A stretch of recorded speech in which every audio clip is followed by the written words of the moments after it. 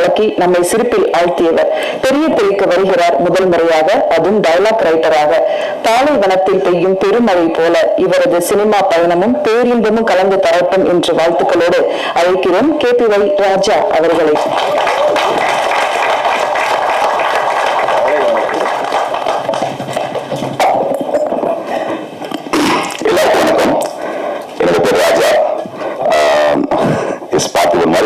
சொல்லுவாங்க பக்கத்து வீட்டு பையன் மாதிரி இருக்கும்னு வச்சுக்கங்களேன். எல்லாருக்கும் ஒரே மாதிரி குரல் தோல் இருக்கும். அந்த மாதிரி எனக்கு ஒரு டோன் இருக்கு. எல்லாருக்கும் வணக்கம். கலக்க போகுது யாரு, அதுல விஜய் டிவில பயணம் ஆரம்பிச்சு கிட்டத்தட்ட ஒரு 6 வருஷமா டிவி சேனல்ஸ்ல ஒர்க் பண்ணிட்டு இருந்தேன். அதுக்கடுத்து டிஜிட்டல்ல ஒர்க் பண்ணிட்டு இருந்தேன். இப்ப எல்லா நடிகருக்கும் இருக்கக்கூடிய முதல் கனவு அப்படின்றது 70mm தன்னோட முகத்தை பார்க்கறது தான். உண்மையா இந்த மேடையில யார் சந்தோஷமா இருக்காங்களோ இல்லையோ, சத்தியமா நான் சந்தோஷமா இருக்கேன். இந்த ப்ரிவியூ போடும்போது முகத்தை இவ்வளவு பெரிய ஸ்கிரீன்ல பார்க்கும்போது ரொம்ப சந்தோஷமா இருக்கு. அதை தாண்டி இந்த ப்ராஜெக்ட் நிறைய இன்னல்களை தாண்டி வந்த பார்த்துருக்கு. எல்லா படமும் அப்படிதான், படம் எடுக்கும்போது தான் தெரியுது அது எவ்வளவு கஷ்டம்னு சொல்லிட்டு. அந்த வகையில இந்த இடத்துல நல்ல கைத்தறல் கொடுத்துலாம் என்னோட இயக்குனர் நவீத் அஸ்ஃபரி அவர்களுக்கு. சத்தியமா சொல்றேன், இந்த மனுஷன் டிரெக்டரா இருக்கிறதுனால நான் கோ டிரெக்டரா இருந்து இந்த படத்தை எடுத்து முடிச்சிட்டோம். அவர் இன்ஜினியர் இருந்தா நாங்க சித்தால் பெரியாரா இருந்து அவர் கூட சேர்ந்து வேலை பார்த்திருப்போம். ஏன்னா அவ்வளவு அழகா ஒரு வேலையை டென்ஷனே இல்லாம எப்படி வாங்கணும் கூலா வச்சுப்பாரு. நிறைய மேடைகள்ல அவங்க படத்துல ஒர்க் பண்ணவங்க அந்த டிரெக்டர்ஸை பேசும்போது அது எப்படி ஜாலியா இருக்க முடியும் அப்படிலாம் யோசிப்பாங்க. அந்த ஸ்பாட்டுக்கு போனாலும் தெரியுது, ஒரு ஷாக் அப்சர்வர் மாதிரி எல்லா வழியையும் தனக்குள்ள ஏத்துக்கிட்டு எங்க ரொம்ப கூலா படத்தை சூப்பரா முடிக்க வச்சாரு. இந்த இடத்துல நான் தாராளமா சொல்ல நினைக்கிறேன், இந்த திரைப்படத்தை நாங்க 16 நாள்ல ஷூட்டிங் முடிச்சோம். 2 நாள் பாடல்கள் எடுத்தோம். இந்த கோல்கப்பா சாங் மொத்தமா 18 நாள்ல ஒரு திரைப்படத்தை முடிச்சோம். எங்களுக்கு தெரியாது ஒரு படம் இவ்வளவு சீக்கிரம் முடியும்னு. அதுக்கு ஒரு மிகப்பெரிய காரணம் ஓடு ஓடு ஓடு தள்ளு தள்ளு தள்ளு தள்ளு அடுத்த சீன் போலாம் என்ன பேப்பர்ல இருக்கோ அதை எடுத்தாரு. ரொம்பவே ஸ்கிரிப்ட்லயே எடிட் பண்ணாரு. ரொம்ப நன்றி நவீதார்களே. இந்த படம் எடிட்டிங்காக டேபிளுக்கு போனதுக்கு அப்புறம் அவர் உழைச்ச உழைப்பு ரொம்ப அதிகம். இந்த படத்தை மக்கள் கிட்ட கொண்டு போய் சேர்க்கணும்னு ரைசிங் ராப்பரை வச்சு ஜிதேஷ் கூட இணைந்து இந்த சொட்ட ஆந்தம் அப்படின்ற ஒரு ஐடியாவை கொண்டு வந்து அதை எக்ஸிக்யூட் பண்ணவர் ஆரம்பிச்சு நிறைய விஷயங்கள் பண்ணியிருக்காங்க. அதை தாண்டி இந்த படத்தில் நடிச்ச நிறைய பேருக்கு இது முதல் திரைப்படம். ஒரு நல்ல கைத்தட்டல் அந்த எல்லாருக்கும் கொடுத்துடலாம். எல்லாருக்கும் வாழ்த்துக்கள். உண்மையாவே ஒரு ஃபேமிலி மாதிரி இருந்தது.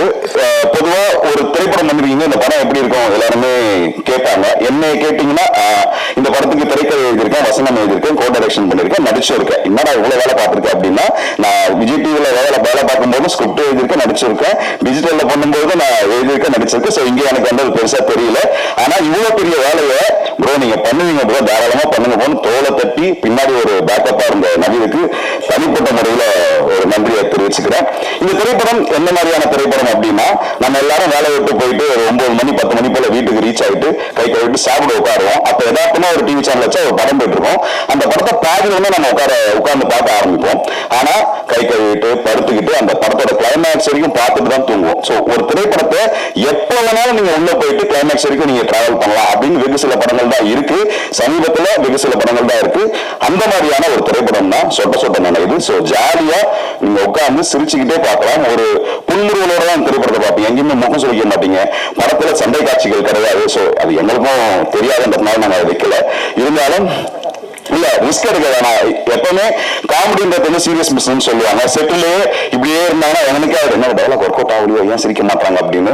பட் ஆனா எல்லாருமே அந்த எடிட்டிங் முடிஞ்சு டப்பிங் வரும்போது எல்லா ஆர்டிஸ்டுமே ரொம்ப என்ஜாய் பண்ணாங்க. மற்றவங்க சீன்ஸை பார்த்து பார்த்து சிரிச்சுட்டு இருந்தாங்க. அதுவே எனக்கு ரொம்ப சந்தோஷமா இருந்தது. அதை தாண்டி இந்த திரைப்படத்துல நீங்க ட்ரெய்லர் பார்க்கும்போது தெரிஞ்சிருக்கும், விஜய் டிவி முகங்கள் நிறைய பேர் நீங்க பார்த்திருப்பீங்க.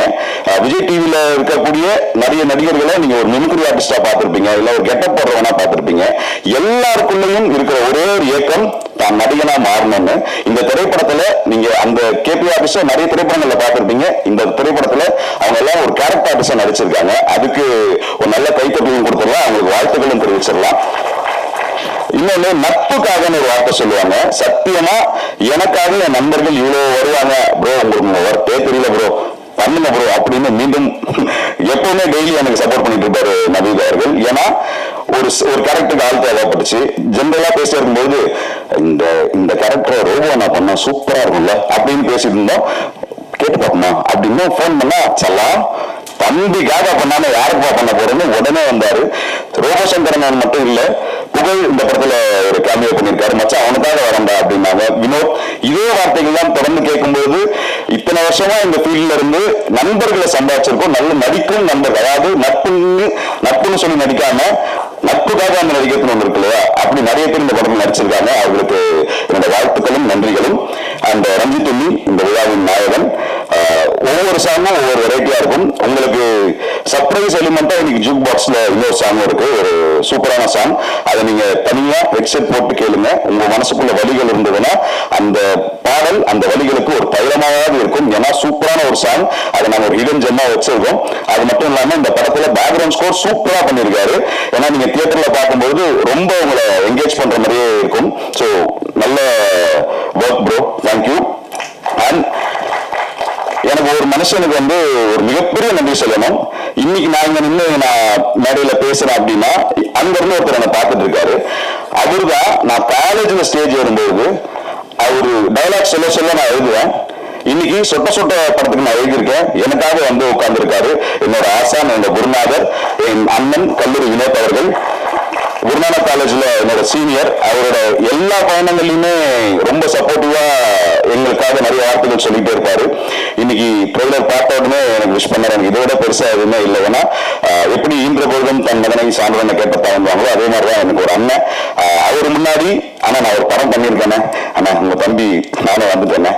ஏன்னா 2017 சர்வசுந்தரம்னு ஒரு திரைப்படம். அந்த திரைப்படத்துல அண்ணனும் ஒர்க் பண்ணாங்க, நானும் ஒர்க் பண்ணேன். அண்ணன் அதுக்கு முன்னாடி நிறைய திரைப்படங்கள் ஒர்க் பண்ணிட்டாங்க. அவங்களுக்கு சினிமா வந்து பழக்கப்பட்டது. எனக்கு சினிமா அதான் ஃபர்ஸ்ட். அன்னில இருந்து ரொம்ப வருஷமா இயங்கிட்டே இருந்தேன். ஒரு படம் பண்ணிட்டேன், வரல. பட் எஸ், ஒரு திரைப்படம் வராம இருக்கிறதுக்கு 1000 காரணங்கள் இருக்கலாம். ஒரு நடிகனா ஒரு ஏக்கம் மட்டும் இருந்தது. அந்த ஏக்கம் இந்த மேடையில இன்னிலிருந்து அது அழிக்கப்படும் ஒரு நம்பிக்கை எனக்கு இருக்கு. ஸோ இந்த திரைப்படத்தில் ஒர்க் பண்ண சில பேரை நான் யாரையும் சொல்லலை அப்படின்னா மன்னிச்சிருங்க. ஏன்னா எல்லாருமே ஒரே டீம் தான். நம்ம நாமளே வாழ்த்துக்கிறது நம்ம எப்போ ஒரு மூச்சில் இருக்கும். வாழ்த்துக்கள் அனைவருக்கும். நன்றி, தேங்க்யூ. ஆனா நினைக்கிறியா என்ன கேபிஏ சாம்பியன்ஸ் மாதிரி ஆக்கிறீங்களா? இருக்கேன்னா இல்ல, வந்த உடனே ஜெனரலா பார்த்திபன் சார் அப்படின்ட்டு அது இயல்பா வருது. ஸோ இந்த மேடையில பார்த்திபன் சார் வந்து நம்ம படத்துக்காக பேசியிருந்தா. எல்லாருக்கும் வணக்கம். வணக்கம் சொன்ன சிரிக்கிறீங்க. வணக்கம் திரும்பி சொல்லணும். பரவாயில்ல, நீங்க திரும்பி சொன்னீங்கன்னா பின்னாடியே பொறுப்பாரு. அதனால முன்னாடியே சொல்லுங்க. எல்லாருக்கும் வணக்கம். இந்த திரைப்படத்தோட பேரு சொட்ட சொட்ட நினைவு. ஆனா படத்துல உங்க எங்கேயுமே நினைவு வைக்காது. சிரிச்சு சந்தோஷமா இருப்பீங்க. ஜாலியா வாங்க, ஜாலியா போங்க. ஜாலியா இருக்கணுன்றதுக்காக வேற ஒருத்தவங்க கூட போயிடாதீங்க. நீங்க வந்தவங்களோட போங்க. நன்றி, வணக்கம், தேங்க்யூ, பாய். ஸோ நான் நிறைய ஞாபகம் வச்சிருந்தேன். பட்டுனு ஒரு வாய்ஸை கேட்டு முடிச்சு விட்டீங்க. எம்ஆர்ஆ இதுதான் இந்த மனுஷன் கிட்ட பிடிச்சது. அவருக்கு தெரியும் மீட்டர் வேணாம் வாங்க அப்படின்னாரு. எங்க இயக்குனர் சொல்லிட்டோம்னா தட்டுறதுக்கு ஒண்ணும் இல்லை. கடைசியா ஒரே விஷயம் பேசணும். அதை நான் அண்ணன் கிட்ட எம்ஆர்ஆ வாய்ஸ்ல பேசுறேன். லேடிஸ் அண்ட் ஜென்டல்மேன்ஸ், ஆடியோ லான்ச்ல அடுத்த வாய்ஸ் பண்ணக்கூடாதுன்னு சத்தியம் எடுத்துட்டு வந்தேன். பேச வச்சுட்டீங்க, என்ன பரவாயில்ல. இந்த திரைப்படத்தை இங்க வந்திருக்கிற எல்லா மீடியா நண்பர்களும் மக்கள் கிட்ட கொண்டு போய் சேருங்க. அது நடந்தே போதும். ஏன்னா யாரோ பேசும்போது கேட்டேன், 1,00,000 பேர் தியேட்டருக்கு வந்து பார்த்துட்டாங்கன்னா படம் சேஃப் அப்படின்னு சொல்லிட்டு நீங்க தியேட்டருக்கு வந்து பாருங்க. ஓடிடில வந்தாலும் பாருங்க, ஓட்டி பாருங்க. ஆனா வாழ்க்கையை ஒரு வாட்டியாவது எங்களுக்காக சொட்ட நிலையில பாருங்க. நன்றி, வணக்கம், தேங்க்யூ, பாய்.